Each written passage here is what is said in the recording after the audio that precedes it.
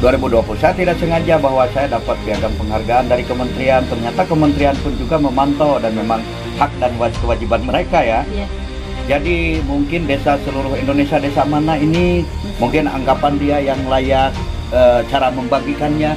Ya alhamdulillah saya mendapatkan piagam penghargaan dari kementerian, tersukses membagikan dana bantuan. Mantap. Jadi menurut warga gimana, emang benar dengan Pak Kades ini bantuannya tetap tepat sasaran? Ya, saya pernah. Sama siapa dulu Pak namanya Pak?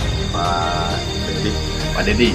Sebagai warga di Sebagai sini, warga di Cimareme, saya pernah menerima dan melihat ketika Pak Kades itu bikin rapat, seluruh RT merapat, RW merapat, tokoh merapat. Pokoknya jangan sampai ada warga yang tidak kebagian pada saat itu. Iya, kebagian. Bener terjadi ya? Bener. Terus kayaknya di HP anu nampina teh gini anu hak lah eta anu nampina. Ada bukti otentik foto penyerahan. Sinkron gitu namanya. Iya, jelas. Kalau Bapak sendiri Pak, apa tadi dijelasin lagi Pak? Kalau Bapak sendiri kalau ngasih bantuan dengan cara apa tuh? Ya cara satu, kepala desa itu harus tepat sasaran. Betul. Harus tepat sasaran. Karena yang tahu tidak ada lain dan tidak ada bukan, itu kepala desa. Kepala desa pun juga kalau membentuk panitia, kalau nyuruh biasanya maaf nih. Oke, yang ini sama Pak Kadus saja. Jadi jangan cukup sama Pak Kadus, tolong turunlah. Itu kembali lagi ke kepala desa. Jadi semua adanya bisa jadi sebagai kepala desa, merealisasikannya juga asal jangan belum tentu kan ke bunda ini. Nah, nyuruh siapa? Nyuruh Kadus ya. Kita harus bisa menanyakan ini ke bunda.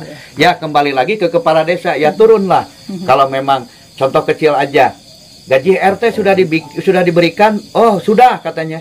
Ternyata besok lusa RT ada yang datang ke rumah. Oh, jangan sampai seperti itu. Berarti kepala desa tetap harus turun. Jadi apa-apa kembali lagi kepada kepala desanya. Kalau Bapak sendiri langsung turun Pak Gedor? Turun saya mah. Contohnya gimana Pak? Contohnya ngebagiin tadi malam ini saya bisa anggap ada yang namanya si A. Saya tanya malam ini. Assalamualaikum.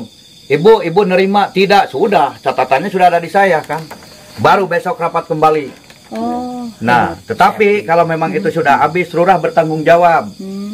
Walaupun uang itu sudah habis dibagikan, tetapi yang ada catatannya tidak kebagi, entah itu sama siapa, lurah tetap memberikan. Karena apa, ini haknya. Gitu. Tanggapan Bapak nih terkait tidak meratanya bantuan sosial di desa-desa lain apa? Kembali kepada lurah. Jangan nyalahin siapa-siapa. Jadi lurah yang punya wewenang lah. Jadi contohnya gimana Bapak? Contoh Bapak nih kayak contoh begini. Satu jumlah penduduk harus apa? KS dan pra KS harus apa?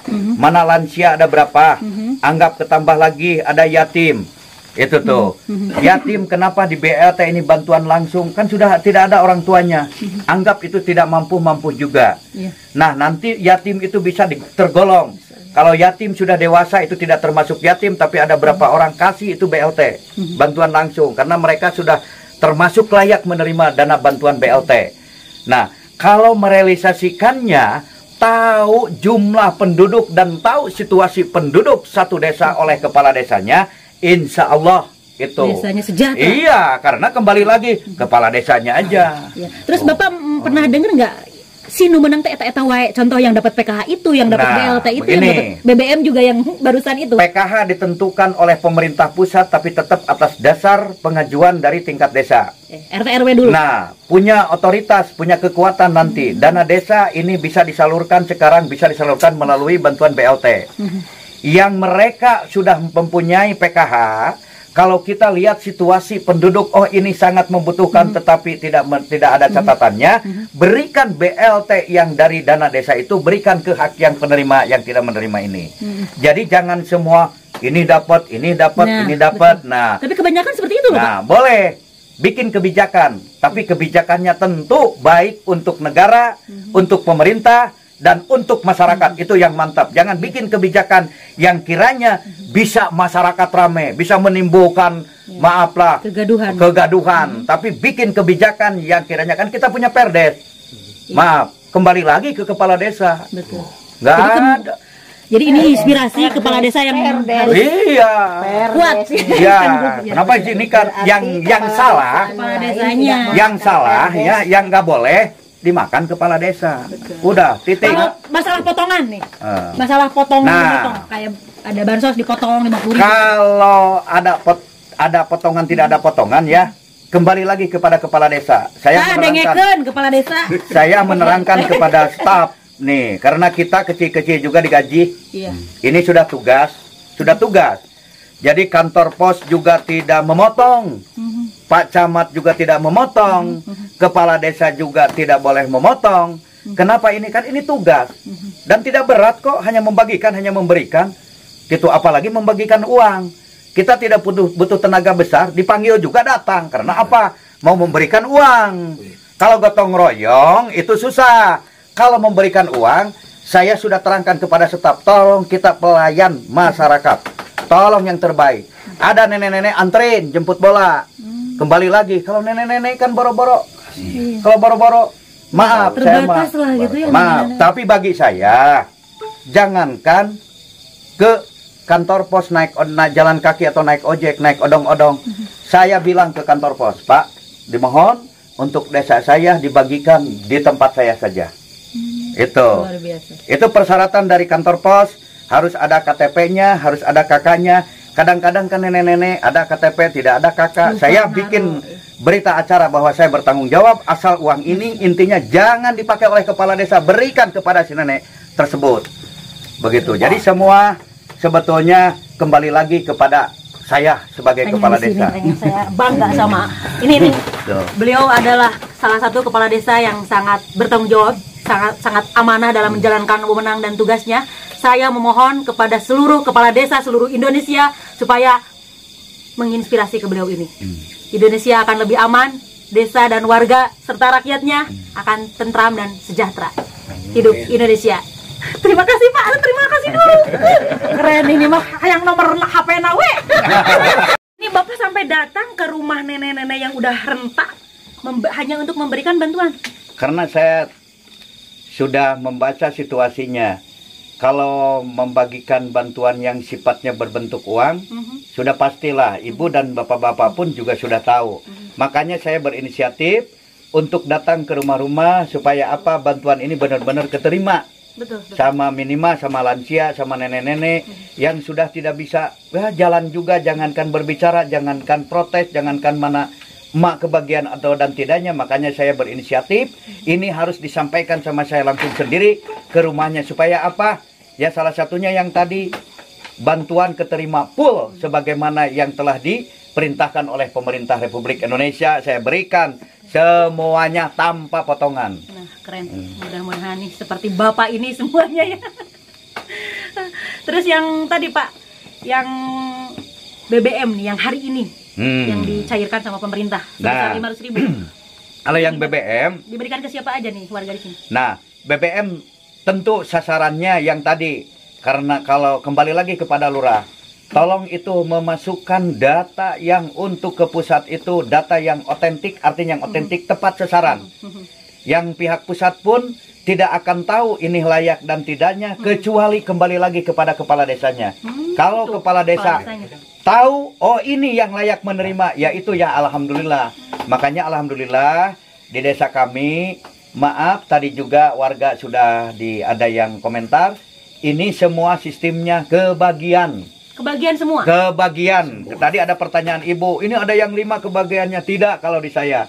Jadi saya bikin keputusan, dipanggil ini orang, bagaimana kalau yang emak ini, yang bapak ini, karena emak sudah dapat bantuan dari pemerintah, ininya dapat, kalau ini hasil dari kesepakatan mereka saya berikan kepada saudara yang lebih tidak mampu. Jadi berapa kakak nih warga bapak semuanya? Kalau tidak salah 1.500 kakak. Jadi 1.500-nya semua dapat BBM? Semua dapat. Nah, yang tidak dapat itu justru yang tidak tercatat di cover oleh bantuan dana desa.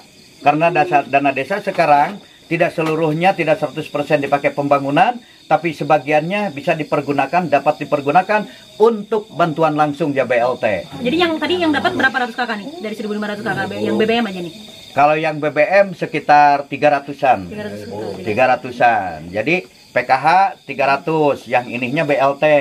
Jadi jumlah kakak sekian, alhamdulillah bisa Rata. terkapar. Iya, Rata, dengan jadi cara rata. apa? Dengan cara kebijakan kepala desa. Kepala desa tentu punya kebijakan. Yang tidak boleh kebijakan untuk diri sendiri kepala desa. Betul. Gitu. Keren. Oh, jadi kan gini ya Pak ya, banyak yang mengeluh nih ke saya. Jadi yang naik itu BBM kan semua kena imbas. Sementara yang dibantu hanya segelintir, jadi tidak merata. Menurut Bapak tanggapannya seperti apa? Kalau menurut saya, kalau di desa saya, memang ini kompensasi BBM yang subsidi ini untuk orang tidak mampu.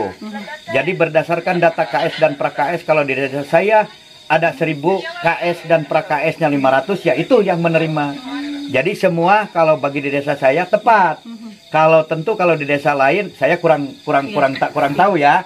Tapi kalau sampel di desa saya itu saya seperti begitu. Jadi mengutamakan dulu orang yang tidak mampu dan lansia yang memang tujuan pemerintah biar sama, biar klop dengan kita. Jadi jangan berbeda, yang di atas sasarannya tidak mampu, giliran kita orang yang mampu yang diberikannya itu tidak sama. Ya alhamdulillah kami selama memimpin ini dari 2019 bulan Februari ditetapkannya COVID, bantuannya ada itu, bantuan ini alhamdulillah sampai sekarang itu amanah ya. Nah tadi saya dengar kan uang bansos itu langsung transfer ke kepala desa ya, betul Pak? Iya, jadi begini. Bukan ke bendahara atau bukan ke pemerintah desa?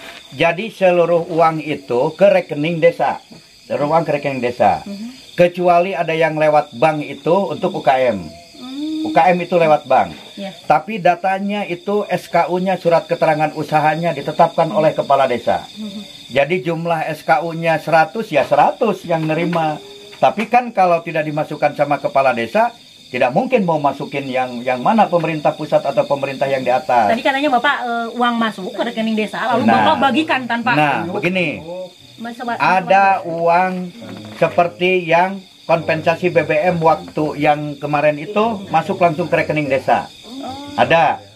Nah, ada bantuan yang namanya BLT itu masuknya ke dana desa, ke anggaran desa.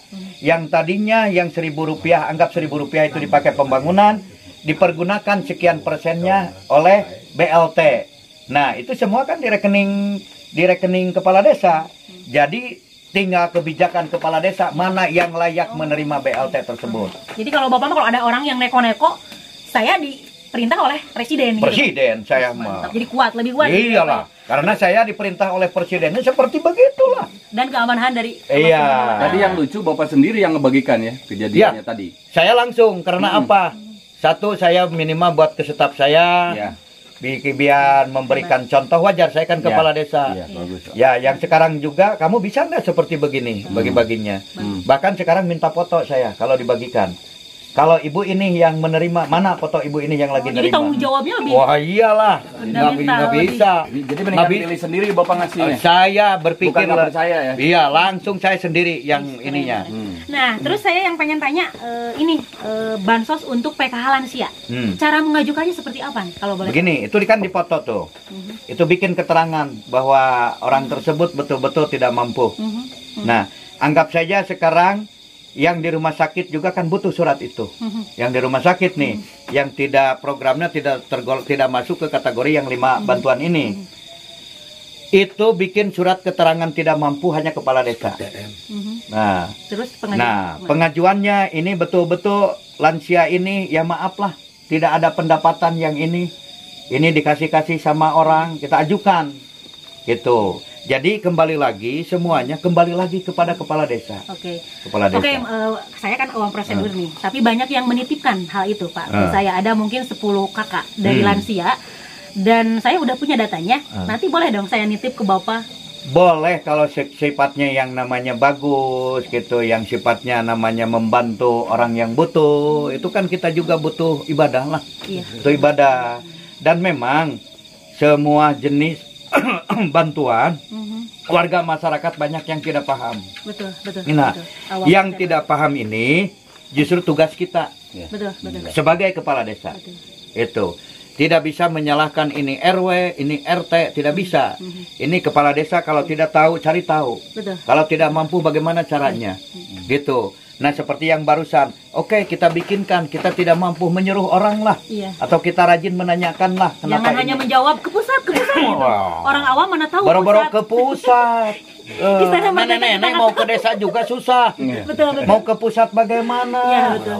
Nih, Betul. yang di pusat itu cukup nanya, kalau menurut saya ke gubernur paling. Iya. Jawa Barat berapa orang? Mhm. Gubernur paling bisa ke bupati dan wali kota. Pak Bupati Menegurnya, berapa? gitu ya. Gitu. Sekarang Bu Risma saja kan sampai marah-marah ya karena apa? Kenapa ini tidak tersalurkan? Justru ini kan masih banyak orang-orang yang masih membutuhkan, tetapi kan kemana ini? Nah kita sebagai pelayan warga masyarakat, kita yang jemput bola. Betul. Ibu-ibu tidak tahu WA, ibu-ibu banyak yang tidak tahu barcode. Betul. Sementara sekarang KTP-nya harus elektronik, disuruh bikin ibu itu malah mah ibu nggak pernah kemana-mana, hanya tinggal di sini. Tetapi administrasi zaman sekarang kan kita harus mengikuti. Betul. Ini kan sekarang sistem Degita, ibu tidak tahu Degita, ibu HP-nya aja nggak punya. Informasi juga kurang kalau tidak diberitahukan sama kita. Nah kita sebagai pelayan warga masyarakat khusus desa saya berusaha menyampaikan sedemikian rupa sampai ibu itu mengerti. Ya alhamdulillah. Ya alhamdulillah.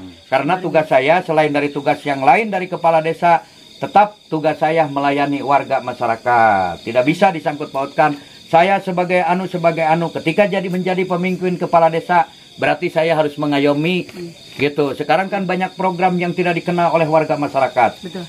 30% yang tahu program ini, yang 70%-nya tidak tahu di perkampungan. Oleh sebab itu, saya bertekad sebagai kepala desa, saya yang jemput bola. Betul. Saya yang jemput bola, yang datang ke rumah-rumah. Bahkan sekarang KTP-KTP yang terbaru, yang terbaru sudah dikumpulkan kembali. Nanti barcode-nya itu masuk atau tidaknya sudah saya siapkan. Jadi ketika nanti ada kompensasi BBM yang lainnya sudah siap. Itu cara-cara saya terhadap warga masyarakat. Begitu Bu. Keren. Soalnya Bapak lebih mengutamakan lansia, dikarenakan lansia itu lebih renta gitu Pak, tak berdaya lah untuk mencari rezeki. Lah iyalah. Ngomong juga susah dia mau kemana bicara. Ya, supaya tenang ibadahnya ya Pak ya, supaya tenang hidupnya. Betul. Kita ajukan Ya, PKH salah satunya kalau kita tidak turun, mereka mau ke siapa? Iya, betul. Jauh kan dari tingkat kampung RW ke desa saja dia kurang mampu untuk datang. Dan Bapak pernah mendapatkan penghargaan ya Pak, bisa dijelaskan? Iya, penghargaan dari mana saja nih Pak? Ya, saya tidak sengaja tuh. Tidak sengaja. Bisa dijelaskan. 2020 tuh, 2020. Saya tidak sengaja bahwa saya dapat piagam penghargaan dari kementerian. Ternyata kementerian pun juga memantau dan memang hak dan kewajiban mereka ya. Iya. Jadi mungkin desa seluruh Indonesia, desa mana ini mungkin anggapan dia yang layak, cara membagikannya. Ya alhamdulillah saya mendapatkan piagam penghargaan dari kementerian, tersukses membagikan dana bantuan. Mantap. Gitu. Tersukses. Saya juga tidak tahu, tiba-tiba itu katanya ada itulah penghargaan dari siapa, saya bilang. Ya alhamdulillah. Desanya desa apa nih Pak? Desa Cimareme. Desa Cimareme ya. Desa Cimareme. Kecamatan Banjarresmi, Kabupaten Garut. Bapak mendapatkan penghargaan Kepala Desa tersukses membagikan bansos tepat sasaran, merata se-Indonesia.